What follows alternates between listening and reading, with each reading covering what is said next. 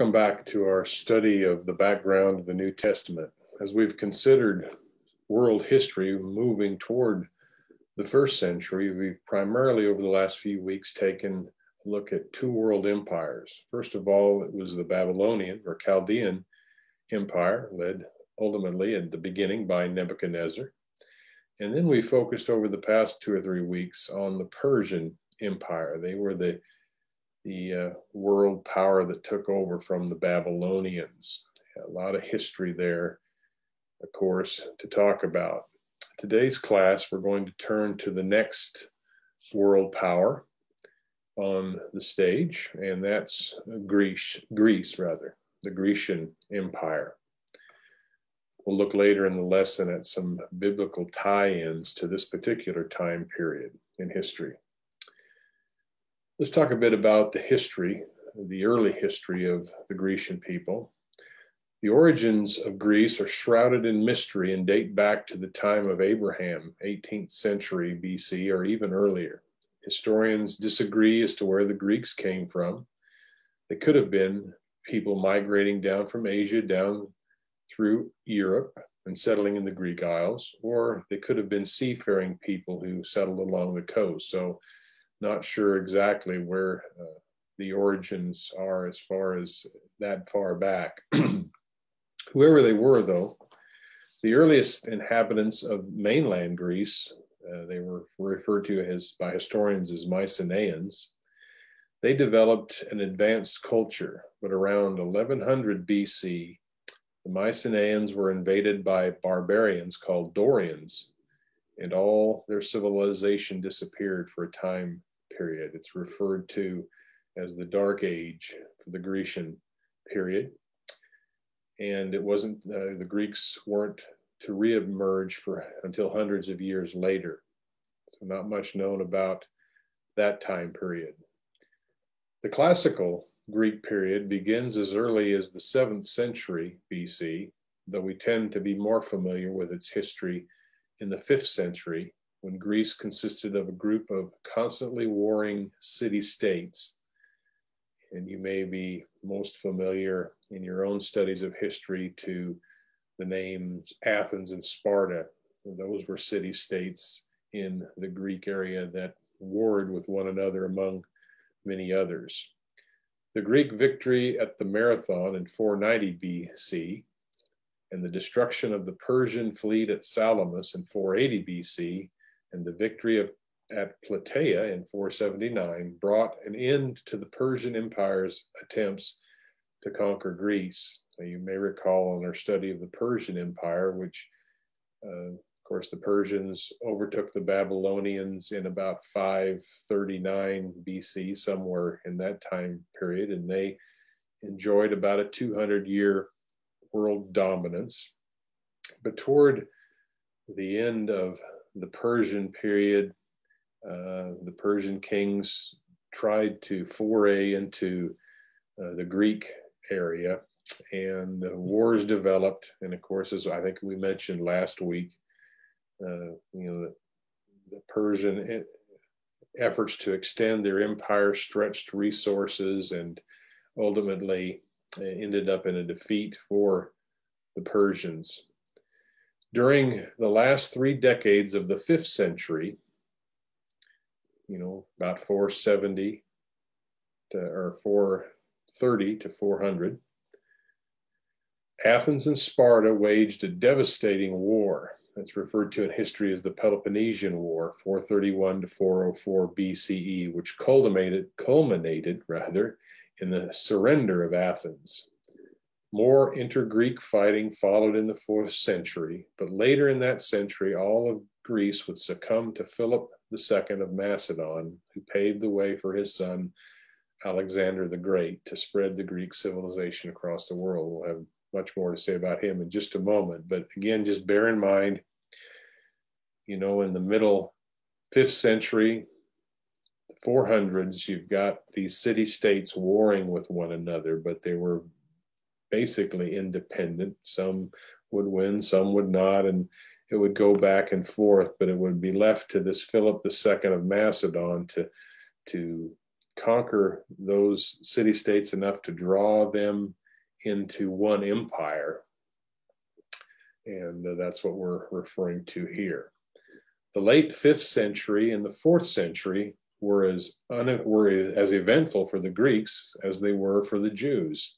We've traced some of their history before, and we'll do more of that later. But despite the constant warfare among these city-states, it's also what's referred to in history as the golden age of classical Greek culture, the birth of democracy, in the time of famous Greek philosophers like Aristotle and Socrates and Plato. So even in that time period, you've got the influence of Grecian culture making its way well known.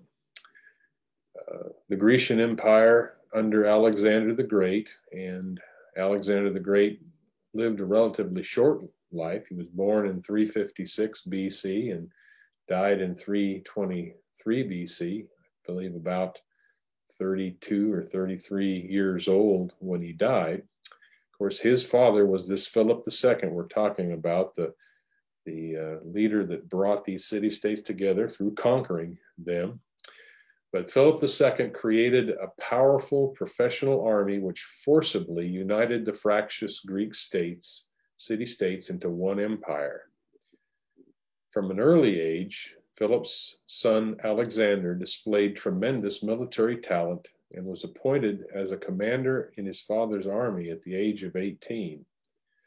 Having conquered all of Greece, Philip was about to embark on a campaign to invade Greece's archenemy, the Persian Empire. You may recall as we started, we talked about the Persians' efforts to force their way into Greece and conquer it that were doomed to failure. Now the tide has turned, and Philip is planning a foray into Grecian or Persian territory to try to overtake them. But before Philip could invade Persia, he was assassinated. There's a lot of theories among historians as who the one who did it was. Some suggest it was Alexander himself. Didn't trace it all out and don't know that, the argument could be settled one way or another. But Philip was assassinated before he could accomplish his goal of conquering Persia. And of course, it fell then to Alexander, who became king in Philip's place in 336 BC. 2 years later, in 334 BC, Alexander and his armies crossed the Hellespont, which would be in modern-day Turkey, with 45,000 men and invaded the Persian Empire. This would have been the western side of the Persian Empire, if you remember our map from last time. The backbone of Alexander's Macedonian or Greek army was his infantry. These soldiers carried extremely long pikes, which are spears, which may have been as long as 21 feet. These pikemen moved in giant squares called a phalanx, shields locked together, 16 men across and 16 deep. The first 5 rows of spikes pointed straight ahead, creating a lethal wall of spearheads. So Alexander amassed this army of well-trained men, and he even instituted these new ways of fighting. And this phalanx was one of those. It was a formidable military ploy in its day. In 3 colossal battles, named the Battle of Granicus, the Battle of Issus, and the Battle of Gaugamela, these all took place between 334 and 331. Alexander brilliantly and often recklessly led his army to victory against the Persian armies that may have outnumbered his own as much as 10-1. His chief tactics, speaking of Alexander and his army, were to always be on the offense and to always to do the unexpected. And you can see how perhaps that would help, especially in times when you may have been outnumbered. In battle, Alexander would lead his companion cavalry, it's what it was called, right at the strongest rather than the weakest point of the enemy line. And this is again an instance here of probably an unexpected ploy, military ploy in those days. When he fights the Persians, history says, for example, he goes for the most heavily protected point of the Persian force, which would, of course, been surrounding the Persian Empire, or Persian Emperor, rather, aiming to destroy the leadership. It's kind of like the adage about, you got to cut off the head of the snake if you want to win the battle. So Alexander would pour his whole effort toward that strongest point. By 331 BC, the Persian Empire was defeated. The Persian Emperor Darius was dead, and Alexander was the undisputed rival of the Mediterranean world. His military campaign lasted 12 years and took him and his army 10,000 miles to the Indus River in India. You may recall in our study of Persia, that was basically the eastern edge of the Persian Empire, that Indus Valley, and Alexander and his army had worked its way that far as well. History records that it was really only the weariness of his men and Alexander's own untimely death in 323 BC at the age of 32 that ended the Greek conquest of the known world.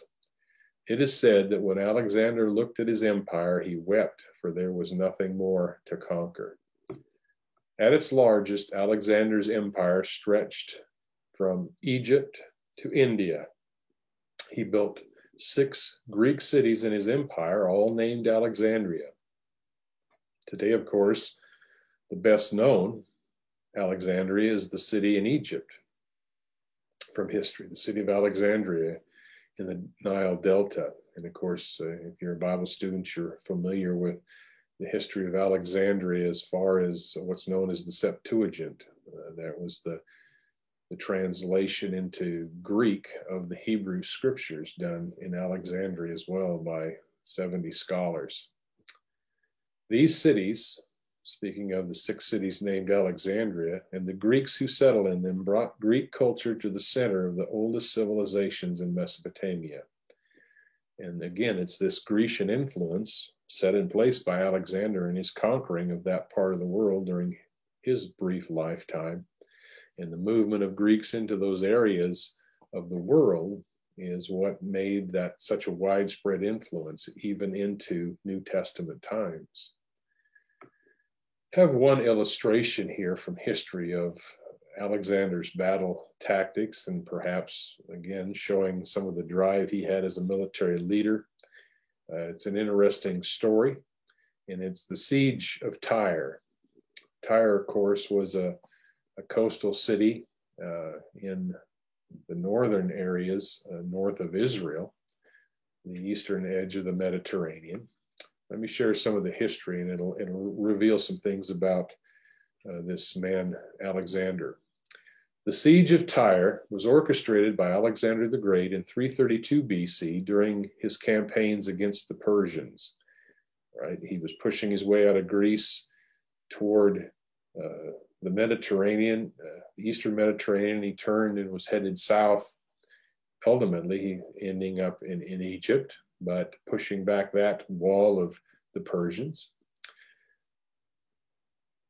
The Macedonian army, when they came to Tyre, was unable to capture the city, which was a strategic coastal base on the Mediterranean Sea, through conventional means, because it was on an island and had walls right up to the sea. If you're familiar with the geography, there was an old city of Tyre on the mainland, and then off the coast, I think it was about a kilometer, they said, was this island where they had built a fortress. Alexander, of course, again, was unable to, just by regular means, to conquer this island fortress. Alexander responded to the problem by first blockading and besieging Tyre for 7 months, and then building a causeway that allowed him to breach the fortifications. Here's kind of how that fell out. As Alexander could not attack the city from the sea, he didn't have, a large seafaring force. His army was land-based primarily. Alexander built a kilometer-long causeway stretching out to the island on a natural land bridge, no more than 2 meters deep. This causeway allowed his artillery to get into range of the walls. By the way, a little bit of more back history there. When Alexander came to Tyre, he offered terms of surrender. And as you know, the cities had done up to that point, they'd heard about Alexander, and there wasn't much to do to stand up to him. And history records that Tyre was about to do it, but Alexander wanted to offer a sacrifice in the temple on this island. And due to various reasons, you know, the officials of Tyre wouldn't allow that. And of course, that made, you know, Alexander wasn't used to be told no. And that's what led to this attack anyway. And it was a driving force.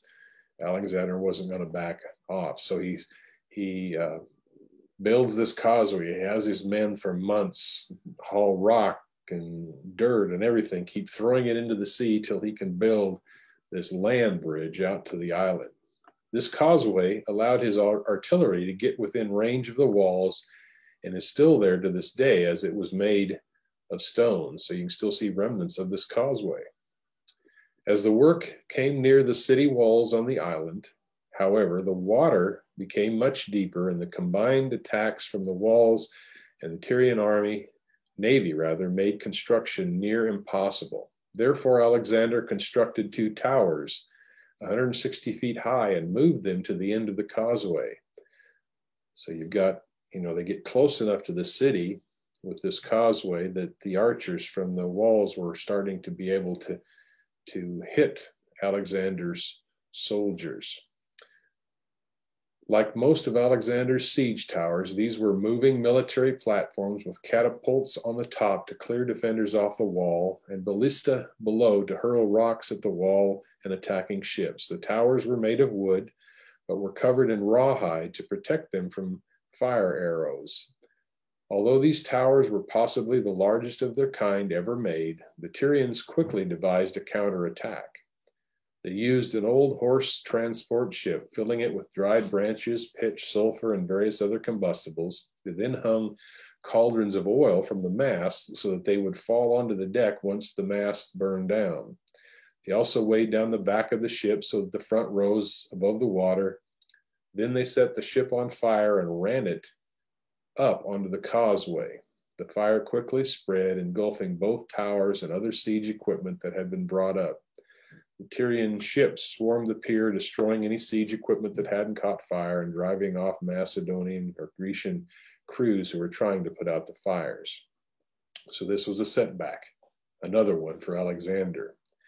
After this particular setback, Alexander was convinced that he would not be able to take Tyre without a navy. However, his previous victory at Issus and subsequent conquests of the Phoenician cities of Byblos, Arwad, and Sidon had meant that the fleets of these cities, which were composed mostly of Persian navy, came under his banner. This immediately gave him command of a fleet of 80 ships. This development coincided with the arrival of 120 other war galleys sent by the king of Cyprus, who had heard of Alexander's victories and wished to join him.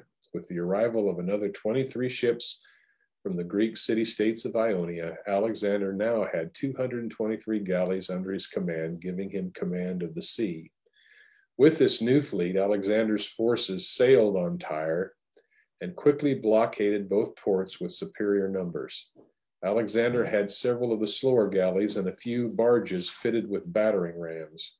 Finding that large underwater blocks of stone kept the rams from reaching the walls, Alexander had them removed by crane ships. The rams were then anchored near the walls, but the Tyrians sent out ships and divers to cut the anchor cables. Alexander responded by replacing the cables with chains, so you get back and forth. This incredible battle.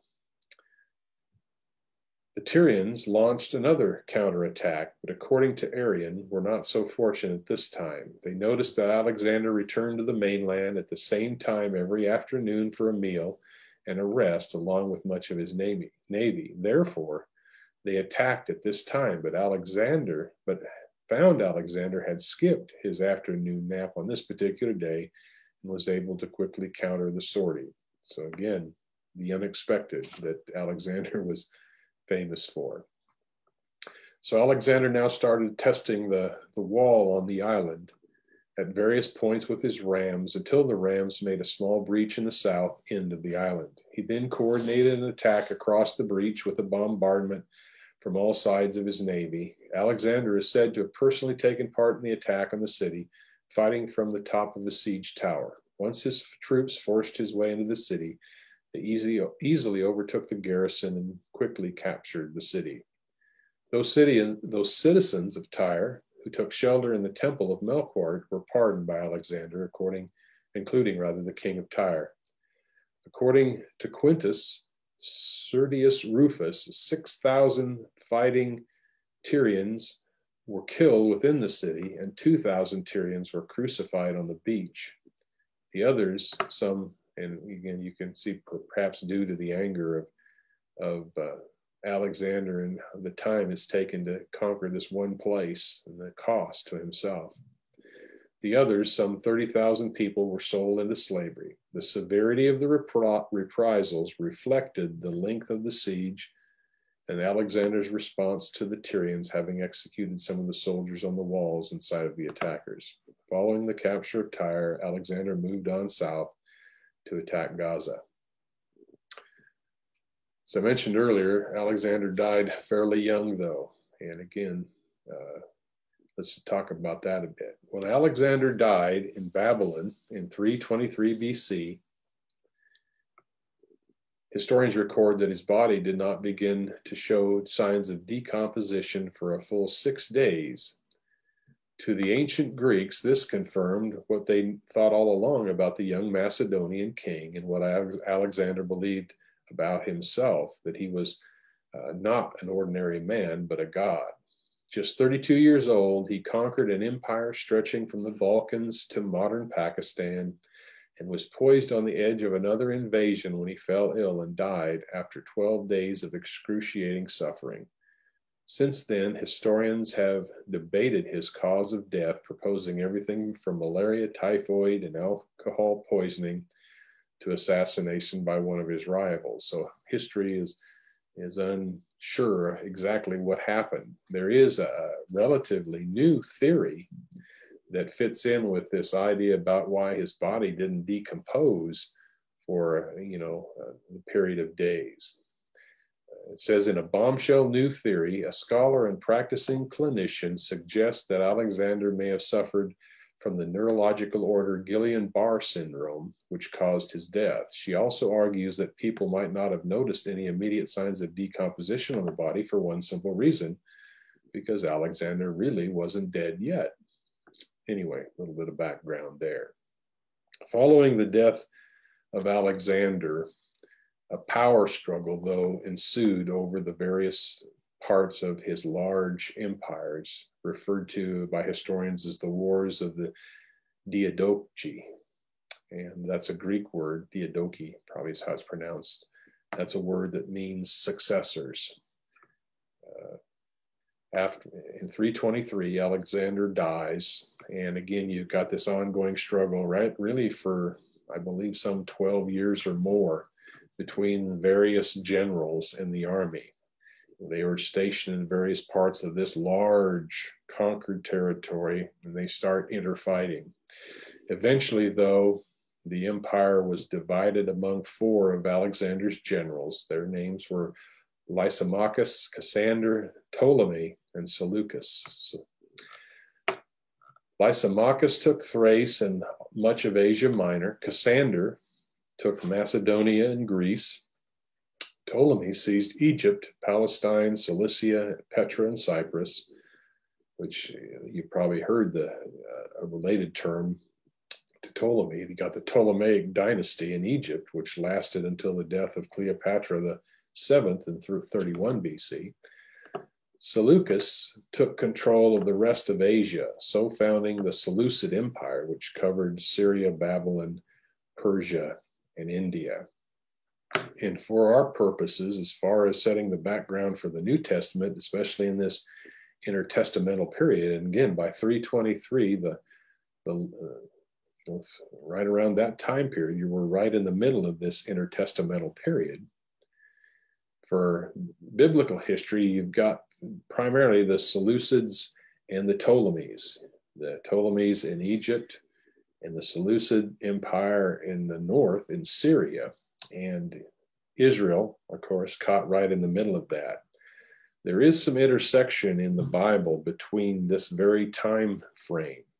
You may recall in the book of Daniel, in chapter 2, Daniel chapter 2, you've got Nebuchadnezzar's dream of the statue made out of 4 metals. You've got the head of gold, which was the Babylonians, the chest area of silver, that was the Persians, and you've got the belly of bronze.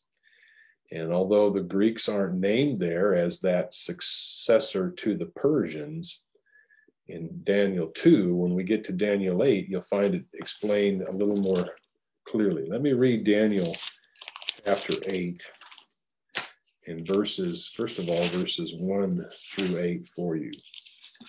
And notice how we're talking about the same things we're studying about this time in history. Daniel 8, starting in verse 1, it says, "In the 3rd year of the reign of Belshazzar, a vision appeared to me, Daniel, subsequent to the one which appeared to me previously." So Daniel's having this vision, and near the end of the Persian Empire. It says, "I looked in the vision while I was looking, I was in the citadel of Susa, which is in the province of Elam, and I looked in the vision, and I myself was beside the Ulai canal. Then I lifted my eyes and looked, and behold, a ram which had 2 horns was standing in front of the canal. Now the 2 horns were long, but one was longer than the other, with the longer one coming up last. I saw the ram butting westward and northward and southward, and no other beast could stand before him, nor was there anyone to rescue from his power. But he did as he pleased and magnified himself. While I was observing, behold, a male goat was coming from the west over the surface of the whole earth without touching the ground, and the goat had a conspicuous horn between his eyes.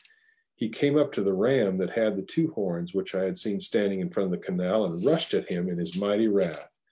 I saw him come beside the ram, and he was enraged at him, and he struck the ram and shattered his 2 horns, and the ram had no strength to withstand him. So he hurled him to the ground and trampled on him, and there was none to rescue the ram from his power. Then the male goat magnified himself exceedingly, but as soon as he was mighty, the large horn was broken, and in its place came up 4 conspicuous horns toward the 4 winds of heaven." All right, so there you've got the vision. A ram with 2 horns, one larger than the other. Then a goat comes and conquers the ram and lasts for a little bit, and then 4 horns sprout up from him. Well, a little bit later in Daniel 8, we've got an explanation of the figures in this vision. Let's read now verses 15 through 22. Daniel 8, 15 through 22. It says, "When I, Daniel, had seen the vision, I sought to understand it. And behold, standing before me was one who looked like a man, and I heard the voice of a man between the banks of the Ulai, and he called out and said, 'Gabriel, give this man an understanding of the vision.' So he came near to where I was standing, and when he came, I was frightened, and I fell on my face. But he said to me, 'Son of man, understand that the vision pertains to the time of the end.' While he was talking with me, I sunk into a deep sleep with my face to the ground, and he touched me and made me stand upright. And he said, 'Behold, I'm going to let you know what will occur at the time period of the indignation, for it pertains to the appointed time of the end.'" Now he goes on, starting in verse 20, to explain the ram and the goat. It says, "The ram which you saw with the 2 horns represents the kings of Media and Persia." So we've talked before about the Medo-Persian Empire. One was a little stronger than the other. There you've got this ram with 2 horns, one a little longer than the other. Persians were a little stronger than the Medes. It was the Persians who conquered the Medes, but there was some intermarriage there. So that's the 2 horns on this ram. The ram, as it says here, represents, according to God's angel, the kings of Media and Persia. Now let's hear about the goat. Verse 21. The shaggy goat represents the kingdom of Greece. That's what we're talking about here in this class. The shaggy goat represents the kingdom of Greece, and the large horn that is between his eyes is the first king.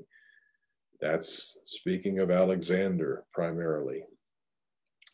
The broken horn and the four horns that arose in its place represent four kingdoms which will arise from his nation, although not with his power. So there you have pictured, if you will, almost verbatim, what we're seeing happen historically. Alexander, of course, as it said back in Daniel 2, or Daniel 8 rather, verse 8, it says, then the male goat magnified himself exceedingly. That's what Alexander did. Nobody could stand up to him. But as soon as he was mighty, the large horn was broken. And that perhaps has allusions there to Alexander's early untimely death. And then, of course, in its place, came up these four conspicuous horns. And it's these four generals that ultimately take control of the empire. And then as you go on and study Daniel, there's one in particular, the Seleucids. Antiochus Epiphanes comes into play as well. And we'll talk more about him as we study. So you've got that interesting intersection there. We'll have more to say about that as well. I hope that gives you some background again into some of the history. We're up to the point now where the Greeks are in control, right near the end of the 300s BC into the 200s, right smack dab in the middle of this intertestamental period. And there's more interesting history to talk about. As I just mentioned, you've got these Seleucids and the Ptolemies. They're fighting it out between themselves. And we'll talk more about that in our class next period. Think about those things, study ahead if you can, and Lord willing, we'll talk more about it in the next class. God bless and have a great end to your week.